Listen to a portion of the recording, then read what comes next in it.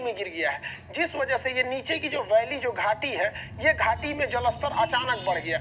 यहाँ से ये टूटने की वजह से ये घाटी में जलस्तर अचानक बढ़ने से ये भीषण दुर्घटना हो गई। अब ये घाटी काफी गहरी है, दो पहाड़ों के बीच के रास्ते को हम घाटी कहते हैं। इसके बीच से वो पानी अचानक तेजी से निकला अपने मलबा के साथ और लोगों को समझने का मौका नहीं दिया था।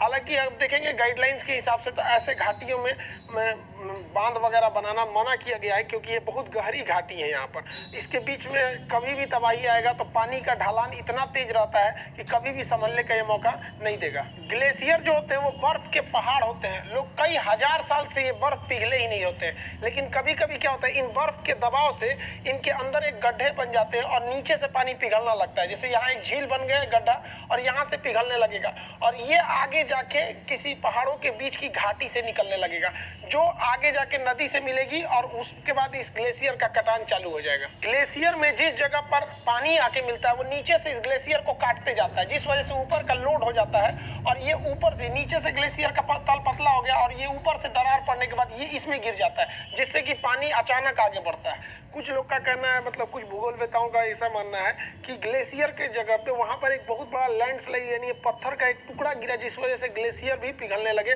और ये आगे जाकर ऋषि गंगा नदी में जाके मिल गया और ये ऋषि गंगा नदी का जलस्तर बढ़ गया और वो धौली गंगा में जाके मिली और उसके आगे जाके अलकनंदा में मिली। जो सबसे ज्यादा भीषण तबाही थी वो रेड़ी गांव में मचा दिया गया इस ग्लेशियर के द्वारा।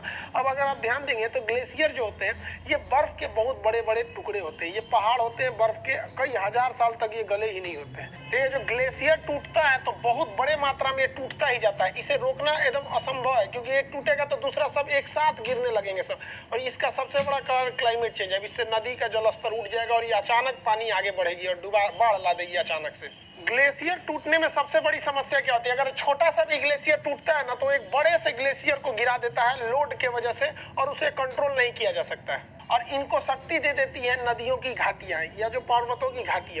दो पहाड़ों के बीच की जो घाटी बनती है ये पतला जगह, इसे हम लोग भी आकार की घाटी कहते हैं। ये जितनी भी गहरी रहती है नदियों की स्पीड उतनी भयानक रहेगी।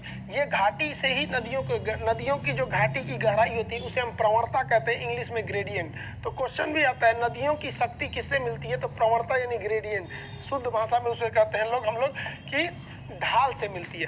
इन्हीं ढाल के सहारे जो नदी का पानी आया वो कुछ ही सेकंडों में बहकर आगे आ गया और आगे जो पावर प्लांट था जो इस शकल का था, अभी वो निर्माणाधीन पावर प्लांट था, इस पावर प्लांट के ऊपर आया और इस पावर प्लांट को तबाह कर दिया और इसे पूरी तरह से कीचड़ के मलबे में दबा दिया।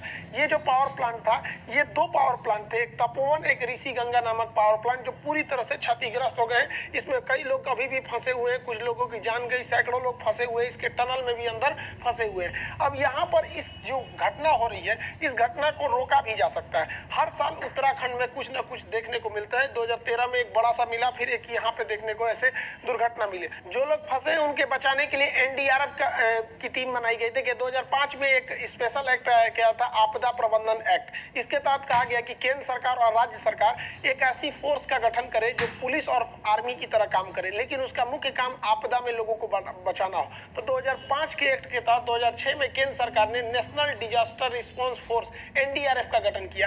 ये केंद्र सरकार के अधीन काम करती है। ऑरेंज कलर के पहनते हैं ताकि दूर से ये आराम से दिखाई दे सके।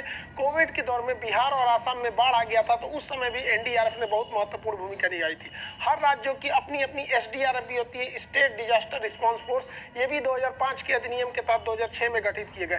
दोनों के ड्रेस सेम होते हैं, बस एक पे एनडीआरएफ एक पे एसडीआरएफ लिखा रहता है। इन्हें स्पेशल ट्रेनिंग दिया जाता है। यहाँ पे राज्य पुलिस बल से कुछ लोगों को कुछ साल के लिए एसडीआरएफ में भेजा जाता है, उसी तरह आर्मी से बहुत लोगों को एनडीआरएफ में भेजा जाता है। इसके अलावा वहां आर्मी को भी लगाया गया है और आर्मी के हेलीकॉप्टर को लगाया गया ताकि वो लोग राहत काल में ज्यादा से ज्यादा सहयोग दे सके।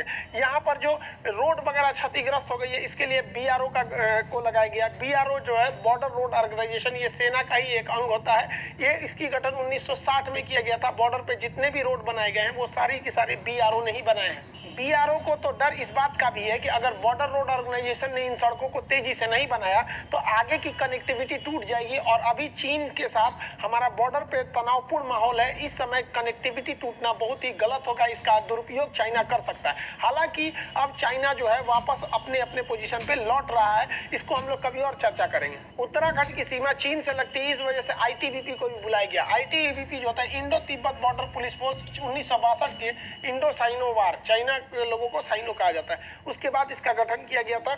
ये देखिए फौज जो होती है वो बॉर्डर पे नहीं लगी होती है, फौज जो होती है अलग अलग बैरक में रहती है, जहां सेंसिटिव एरिया रहता है वहीं पे बॉर्डर के आसपास रहती है, बाकी सब अलग अलग कैंट एरिया में रहती है। बॉर्डर की जिम्मेदारी जो होती है वो अर्धसैनिक बलों के अंडर में होती है, जो गृह मंत्रालय के अंडर में काम करता है, जबकि फौज जो होती है वो रक्षा मंत्रालय के अंडर में काम करता है। पाकिस्तान बॉर्डर जो है और ये बांग्लादेश बॉर्डर, इसकी सुरक्षा की जिम्मेदारी बॉर्डर सेफ्टी बीएसएफ को है, जबकि चीन सीमा से जो लगता है, जो एरिया चाइना से लगता है, इसकी जिम्मेदारी आईटीबीपी को है।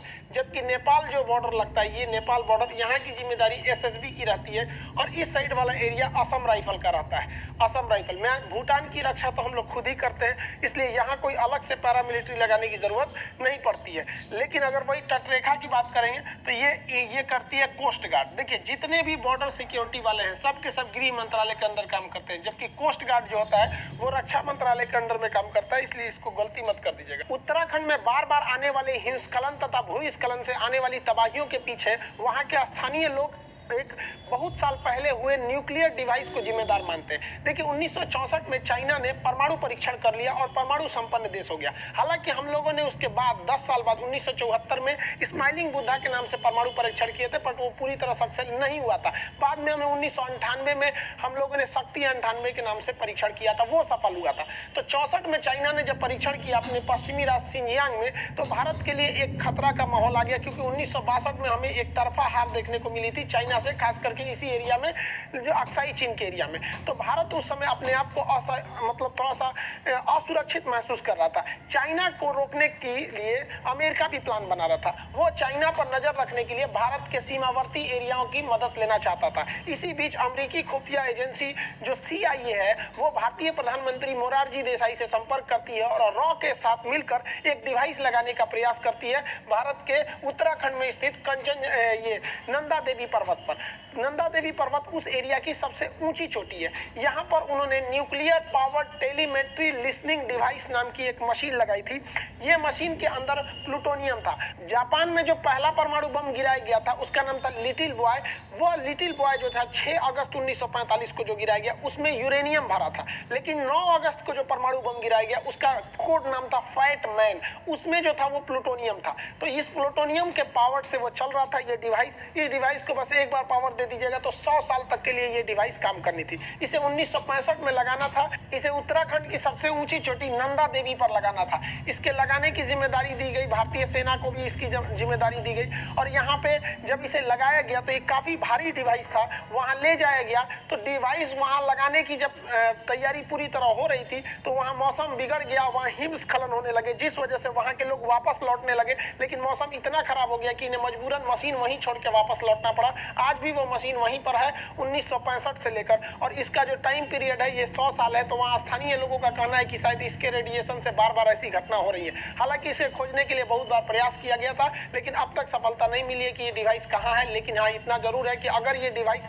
अपने कवर से खुल के बाहर आ जाता है तो भीषण रेडिएशन की देखने को मिलेगा, और ये रेडिएशन बहुत ही खतरनाक होता है। परमाणु बम कोई बहुत खतरनाक नहीं होता, बल्कि इसके अंदर रहा रेडिएशन कैंसर जैसी घातक बीमारियों को जन्म दे देता है। तो कुछ लोग का आशंका इस पर भी जताया जा रहा है। देखिए सुप्रीम कोर्ट ने ऐसी घटनाओं को रोकने के लिए पहल किया था। 2013 में जो आई भीषण तबाही के बाद सुप्रीम कोर्ट ने रवि चोपड़ा कमेटी का गठन किया। इस कमेटी के अध्यक्ष रवि चोपड़ा थे। इन्होंने कुछ सुझाव दिए थे सरकार को जो वहां करना चाहिए। इन्होंने कहा था कि जो भी वाइल्ड लाइफ सेंचुरी है, जहां पर सेंसिटिव जोन है, जो अभी हिमालय अभी तरुण अवस्था यानी नवीन अवस्था में है, ये फोल्डेड माउंटेन है, यहाँ ज्यादा डेवलपमेंट का काम नहीं करना चाहिए, इसे प्राकृतिक रूप से छोड़ देना चाहिए। ये नंदा देवी राष्ट्रीय उद्यान अभी मोस्ट सेंसिटिव है, ये भूकंपीय क्षेत्र में भी आता है। ये बहुत ही सुंदर दृश्य होता है। उत्तराखंड में हरियाली है, सुंदरता है, सब है, और तबाही भी आती रहती है। शादी के बाद इंसान की जिंदगी भी उत्तराखंड हो जाती है। देखने में 4, 5। तो ऐसे आपको नंबर होते तो वो 4 ही है, पहले एक से लेके 5 तक होता था, लेकिन एक नंबर को हटा दिया गया। ये भूकंपीय क्षेत्र में आते हैं। तो जो 5 नंबर भूकंपीय क्षेत्र होता है वेरी हाई रिस्क जोन होता है, और जो 4 नंबर होता है हाई रिस्क जोन होता है। तो ये जिस एरिया में डैम बन रहा था वो 4 और 5 दोनों में आते थे, कुछ एरिया 4 में कुछ 5 में। तो ऐसे एरिया में गवर्नमेंट को भी कंस्ट्रक्शन के काम को सोच समझ के करना चाहिए। दूसरा कमेटी ने कहा था कि जो पत्थरों को तोड़ने की बात है, पहाड़ों को तोड़ने के लिए, तो उसके लिए क्रशर मशीन लाए जाए और उसको फिर मशीन से तोड़ा जाए। लेकिन ठेकेदार वगैरह लोग पैसे बचाने के लिए उसमें विस्फोटक लगा के उड़ा देते हैं, जिस वजह से वाइब्रेशन होता है और पहाड़ों का जो टेक्टोनिक प्लेट है वो हिल जाता है, और ग्लेशियर में कंपन होने से ग्लेशियर टूट के समुद्र में गिर जाते हैं या नदियों में गिर जाते हैं। बर्फ के बड़े से टुकड़े का गिरना हम लोग जो बर्फ का जो ग्लेशियर ब्रस्ट कहते हैं, जबकि एक पत्थर का पहाड़ों का फिसल जाना उसे हम लोग लैंडस्लाइड कहते हैं। उत्तराखंड में ये दोनों समस्या है। इस लैंडस्लाइड को बचने के लिए यहाँ 2-3 तरीके हैं। एक जाली लगा दी जाती है बाहर से ताकि छोटे छोटे टुकड़े ना आए। होता क्या है कि थोड़े थोड़े टुकड़े अगर गिरेंगे छोटे छोटे ना, एक बड़ा सा होल बनने लगता है, फिर एक बड़ा सा एरिया गिर जाता है। तो इसको लगाने से क्या होता है, नीचे जो सड़क जाती है वो भी दुर्घटना से बच सकती है। और यहाँ पेड़ लगाने से ये कुछ हद तक रोकते हैं। हालांकि IIT के इंजीनियरों ने खोज किया था कि इसमें रॉड को ऐसे लगा दिया जाता है। ये रॉड जो होते हैं टेंशनिंग रॉड, इसको पकड़ के चट्टानों को रखे रहते हैं, जिससे कि ये बाहर की ओर नहीं आते हैं और लैंडस्लाइड नहीं होता है। इससे भी लैंडस्लाइड से बचा जा सकता था। आगे की ओर जो सबसे महत्वपूर्ण रवि चोपड़ा समिति की बात थी, वो कहा गया था कि जो घाटी यानी 2 पहाड़ों के बीच का रास्ता, ये जो 2 पहाड़ी है, घाटी है, अगर ये घाटी 2000 मीटर से ज्यादा गहरी है तो इसमें बांध का निर्माण न किया जाए, क्योंकि अगर ज्यादा गहरी घाटी है तो उसमें कभी भी यहाँ से अगर ग्लेशियर या कोई भी ग्लेशियर पिघलता है तो इसमें गिरेगा तो इतने स्पीड से आएगा कि इसको तोड़ देगा। इस हिसाब से उत्तराखंड के 23 बांध को रवि चोपड़ा कमेटी ने कहा था कि इन्हें इमीडिएट बंद कर देना चाहिए, जिसमें ये 2 बांध भी शामिल थे जो इस बार टूट गए। लेकिन सरकार वहां की इसे अनदेखी कर दी, और जो 23 बांध उसे बंद करने के बजाय उत्तराखंड में अभी लगभग 60 बांध पर काम चल रहा है, जो छोटे बड़े डैम बनाए गए। ये डैम हमारे लिए जरूरी भी है, क्योंकि हमें रिन्यूएबल एनर्जी चाहिए। ये एक बहुत वन टाइम इन्वेस्टमेंट होता है, बार बार इसमें बहुत ज़्यादा इन्वेस्टमेंट नहीं होता है, और ये हमको पर्यावरण को क्षति पहुँचाए बिना बांध से हम आराम से बिजली बना सकते हैं। जबकि अगर आप देखेंगे, अगर हम बिजली नहीं बनाएंगे, इस तरह कोयला से बनाएंगे, तो पर्यावरण को एक बहुत ज्यादा नुकसान करते हैं, और यही पर्यावरण के नुकसान वाले कारक हैं जो जाके ग्लोबल वार्मिंग करेंगे और ग्लेशियर पिघलेगा। तो हमें एक बैलेंस वे में लेकर चलना है। हमें विकास भी देखना है, इंफ्रास्ट्रक्चर को भी देखना है, लेकिन कम से कम वैसे जगह पे ना किया जाए जो सेंसिटिव है, जहाँ पे दुर्घटना की संभावना होती है। इसका वहाँ के लोगों ने भी विरोध किया था, जो वहाँ पे विस्फोटक वगैरह बनाए जा रहे थे। इवन कि वहाँ पर हाईकोर्ट में भी, उत्तराखंड के हाईकोर्ट में 2019 में इसके खिलाफ पिटीशन डायल किया गया था, और 2021 में ऐसी घटना भी हो गई। तो ग्लोबल वार्मिंग भी इसके लिए जिम्मेदार है। हम पूरी तरह से ये नहीं कह सकते कि डैम वर्क को रोका जा सके, क्योंकि डैम भी वहीं बनेंगे जहां पहाड़ होते हैं। मैदानी क्षेत्र में डैम बनाएंगे तो नदी अपना रास्ता ही बदल लेती है। तो डैम भी बनाना जगह, लेकिन हाँ, बीच के रास्ते के हिसाब से चलना है, क्योंकि हम लोग को पेरिस क्लाइमेट समझौते में भी हम लोग हैं। अभी तो जो बाइडन आने के बाद अमेरिका को भी फिर से इसमें शामिल कर लिए हैं। ये पेरिस क्लाइमेट समझौता अगर पूरी तरह से लागू हो गया तो 2050 तक हम लोग ग्लोबल वार्मिंग जैसे एक बहुत बड़ी समस्या को हम लोग निजात पा सकते हैं। और बिजली के जो साधन है, जैसे पन बिजली हो गया, पानी से, पवन चक्की से हो गया, सोलर एनर्जी से हो गया, इस सब से हमें बढ़ावा देने की ज्यादा जरूरत है। हालांकि अगर अभी भी रवि चोपड़ा